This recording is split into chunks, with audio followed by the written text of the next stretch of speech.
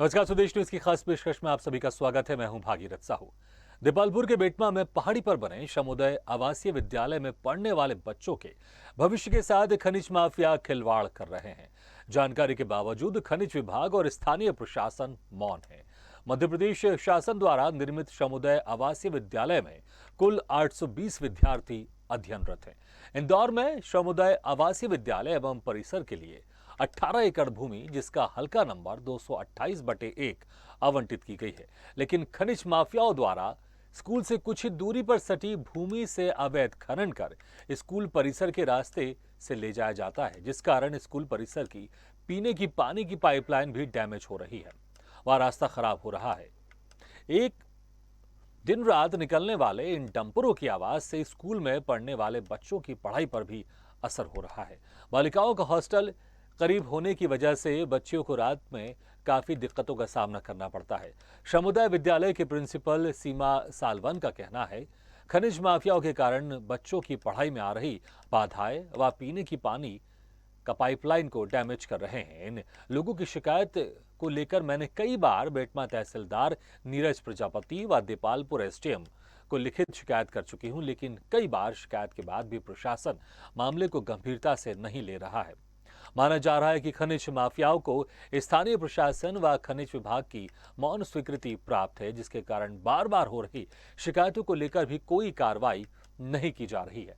उधर स्कूल के टीचर्स का कहना है कि हम जब भी इन लोगों को कहते हैं कि ये रास्ता स्कूल का निजी है, कोई आम रास्ता नहीं है, तो जेसीबी व डंपर चालकों द्वारा बदतमीजी कर धमकी दी जाती है। ऐसे में अब शिकायत के बाद भी कार्रवाई नहीं होने पर स्कूल के विद्यार्थी और टीचर्स का कहना है कि वो सड़क पर आकर इसका विरोध दर्ज कराएंगे। लेकिन सवाल यही है कि आखिर क्यों जिला प्रशासन खनिज माफियाओं के आगे मौन है? मामले में क्यों कार्रवाई नहीं हो रही है? जिस मंशा से सरकार ने समुदाय विद्यालयों की नींव रखी, उसको जिला प्रशासन के अधिकारी ही पलीता क्यों लगा रहे हैं?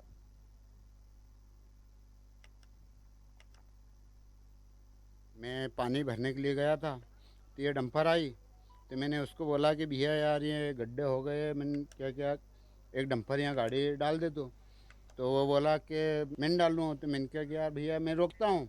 तो उसने बोला कि तू रोक के बतला मुझे। ये समस्या जब से डंपर आना जाना शुरू हुए हैं तब से बहुत बढ़ गई है, क्योंकि भारी गाड़ियां हैं, उसके हिसाब से रोड नहीं है, कच्चा रोड था।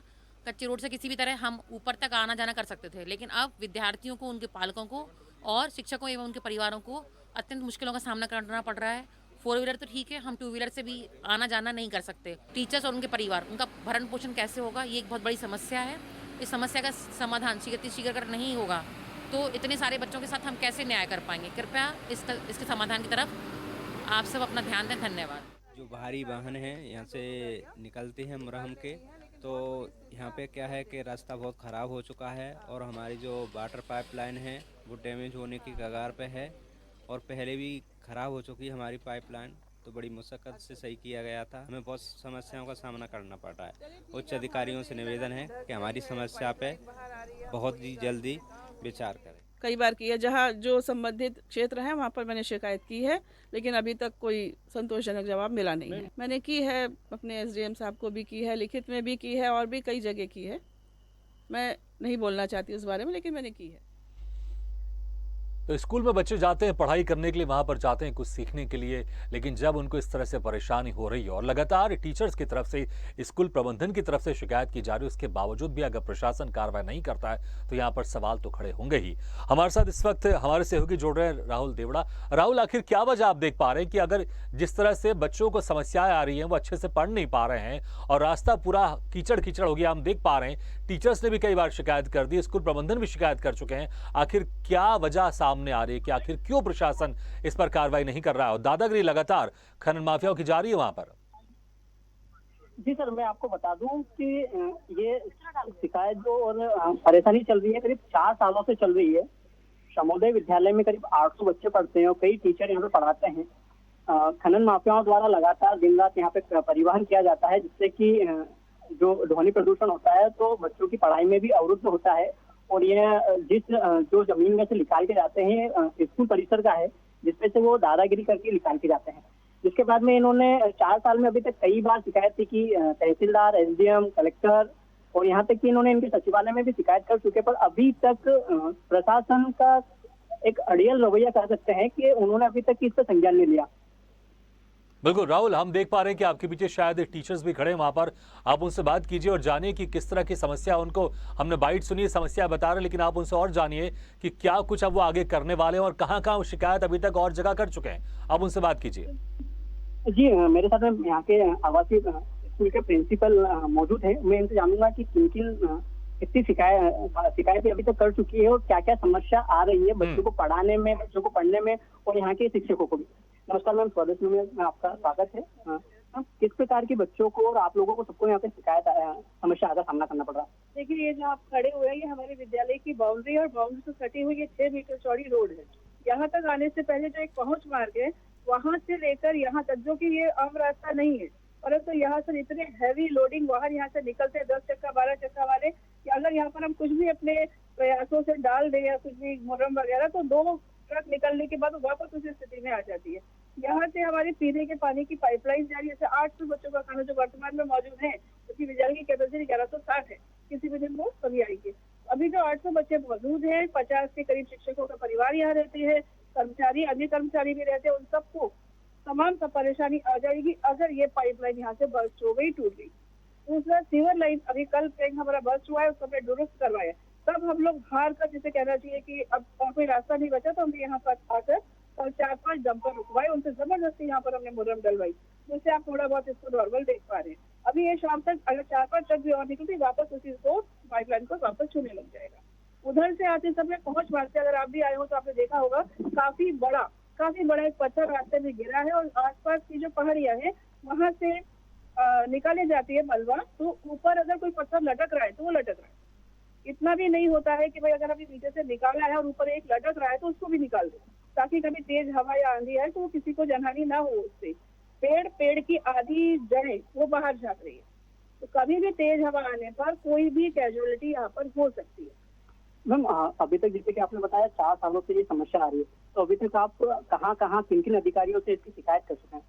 मैंने मेरे को अभी 1 ही साल हुआ है यहाँ पर, मुझसे पहले जो प्राचार्य थे उन्होंने भी कई जगह जो जहाँ की जानी चाहिए सब जगह शिकायत की है, और अभी लेटेस्ट में मैंने शिकायत की तो मुझे आश्वासन दिया गया है कि आज या कल में ये काम हो जाएगा। आपका ये जो अवैध रूप से यहाँ से भारी लोडिंग वाहन निकल रहे हैं वो यहाँ से निकालने बंद कर दिए जाएंगे। राहुल, हम चाहेंगे एक सवाल आप उनसे ये भी पूछिए या फिर आप इसकी जानकारी दीजिए। ये जो रास्ता है वहां जहां से बड़ी बड़ी गाड़ियां गुजरती है, क्या कोई दूसरा रास्ता नहीं है जहां से बड़ी बड़ी गाड़ियां गुजर सकती हैं?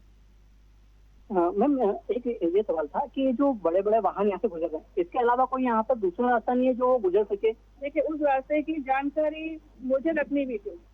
मेरे यहाँ पर छोटे छोटे बच्चे लेकर बैठी हूँ, ये सटा हुआ यहाँ पर छात्रावास है। बारिश की समस्या आपने देख ली, गर्मियों में इन वाहनों से जो धूल उड़ती है, आप यकीन जाना कई बच्चों को सांस की बीमारी उससे हो जाती है। जिनके कमरे इस तरफ पड़ते हैं रोड की तरफ, वो छात्र अक्सर खांसी, दमा, इन सब की शिकायत करती है। रात को उनकी नींद खराब होती है। तो कोई भी विद्यालय के एकदम बाजू पे जो ये आम रास्ता नहीं है, तो यहाँ से लोडिंग वाहन क्यों निकाले? इसके अलावा कभी कोई एक कार भी मैंने निकलती नहीं देखी, कोई एक 2 व्हीलर यहाँ से निकलता नहीं देखा, सिवाय बड़े बड़े वाहनों के। यहाँ से आम रास्ता चूंकि नहीं है, कोई भी यहाँ से नहीं निकलता है। राहुल, आपसे हम ये भी जानना चाहेंगे कि वहां पर जो खनन हो रहा है, क्या ये अवैध खनन है या फिर सरकार की जानकारी के हिसाब से ये खनन हो रहा है?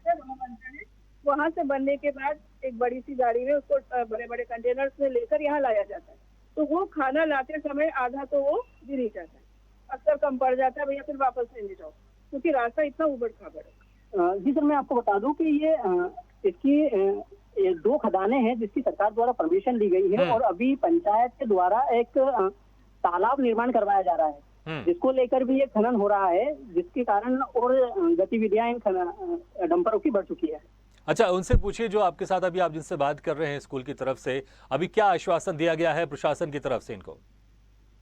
मैम, अभी आपको प्रशासन की तरफ से क्या आश्वासन दिया गया है? मुझे आश्वासन मिला है कि संज्ञान में लिया जाएगा और आगे से आपको ये शिकायत नहीं मिलेगी, रोक दिया जाएगा। सर, प्रशासन का तो अभी यही कहना है कि इस मामले को पूरी तरह से संज्ञान में ले लिया गया है और आगे से इसको रोक दिया जाएगा और आगे से इस प्रकार की इनको समस्या का सामना नहीं करना पड़ेगा। राहुल, जब वहां से जैसे बताया, जब आप इनसे बात कर रहे थे कि ये निजी रास्ता है, ये कोई आम रास्ता नहीं है, ये सिर्फ स्कूल के लिए रास्ता बना हुआ है, तो जब डंपर चालकों को जब मना किया जाता कि यहाँ से नहीं गुजरे, तो उनके तरफ से किस तरह से बदतमीजी की जाती है, क्या कुछ कहा जाता है उनकी तरफ से? जी, मैं कल जिनसे बदतमीजी की थी मैं उनसे आपसे बात करवाता हूँ कि किस प्रकार से उन्होंने जब इसका विरोध किया था तो उनसे बदतमीजी के भरे लहजे में मना कर दिया गया था कि हम तो यहीं से गुजरेंगे। हम्म। जी मैम, जिस प्रकार से आपने मुझे कल बताया था कि आपने जब आप लोगों ने इसका विरोध किया था तो आप लोगों से बदतमीजी भरे लहजा में बात करना, एक धमकाने भरे अंदाज में, तब किस प्रकार से आपसे बात की? एक्चुअली उनका फीमेल के प्रति जो बात करने का तरीका था वो सही नहीं था, तो उन्होंने वही गलत चीजें बोल रहे थे कि नहीं हम लोगों ने यहाँ पर इतना करवाया, उसके बाद भी आप झूठ बोल रहे हैं। बाद में उन्होंने एक्सेप्ट किया कि हाँ हमने बदतमीजी की थी और इसके बाद आज के बाद नहीं होगा, हमसे गलती हो गई है। कहीं ना कहीं सर बदतमीजी करने के बाद में फिर एक उस पर बदतमीजी पे पर्दा डाल दिया जाता है, माफी मांग ली जाती है। पहले बदतमीजी करके डरा धमका दिया जाता है और बाद में फिर माफी मांग ली जाती है। राहुल, फिलहाल प्रशासन की तरफ से स्कूल प्रबंधन को आश्वासन तो दिया गया है कि जो ये समस्या और इस समस्या का समाधान किया जाएगा, लेकिन अगर इस समस्या का समाधान अगर नहीं होता है तो जैसा कि हमको पता चल रहा है कि फिर स्कूल प्रबंधन और बच्चे सभी मिलकर, टीचर सभी मिलकर एक उग्र आंदोलन करेंगे। तो किस तरह की इनकी आगे का एक्शन होगा, अगर और क्या समय है, कितने समय के अंदर ये चाहते हैं कि इस समस्या का समाधान निकले? अगर वो समस्या का समाधान नहीं निकलेगा तो फिर अगला स्टेप इनका क्या होगा, आप उनसे पूछिए। जी सर, मैं आपको बता दूं कि कल मैम ने यही बोला था कि कई बार तो हम खुद रोड पे आ चुके हैं, बच्चों के अभी भी बच्चों के परेड चल रहे हैं और पर इस समस्या के लिए सबों को परेड छोड़ के, स्कूल छोड़ के, बच्चों को छोड़ के रोड पे आके खड़ा होना पड़ रहा है। और मैडम ने यही बोला था कि अब बस बच्चे हुए रोड पे आने से, अगर जिसके बाद भी शासन प्रशासन को आवेदन निवेदन से नहीं मानते तो बच्चों के साथ में फिर ये रोड पे आके बैठेंगे और आंदोलन करेंगे। और मैं इसकी और ज्यादा जानकारी के लिए प्रिंसिपल मैम से ही बात करूंगा कि मैम अगर जैसे आश्वासन दिया है, 4 साल से आश्वासन दिए जा रहे हैं, समस्या जय की तो है, अगर जिसके बाद भी आगे नहीं होता तो किस प्रकार का आप आंदोलन करेंगे? आंदोलन तो शब्द जो शिक्षा और शिक्षक जो जुड़े हुए हैं शिक्षा से, उनके लिए ठीक नहीं लगता, लेकिन हम अपना हर संभव प्रयास करेंगे कि यहाँ से वाहन तो आप बंद करवाएं, चाहे उसके लिए हमें वहाँ रास्ता रोककर खड़ा होना पड़े या बड़े बड़े पत्थर लगाकर रास्ता रोकना पड़े या कोई भी और तरीका अपनाना पड़े, वो तो अब हम करेंगे। क्योंकि अगर यहाँ पर ये समस्या आ गई तो सॉरी से काम नहीं चलेगा। बच्चों के जो खान पान और रहन सहन तो बाधित होगा, उसका जिम्मेदार कौन है? सर एक बात मैं ये भी आपको बता दूं कि जैसे कि 4 साल से ये मामला चल रहा है, इन लोगों ने कई बार आवेदन निवेदन सब कुछ करके देख लिया, जिसके बाद भी समस्या वही की वही है।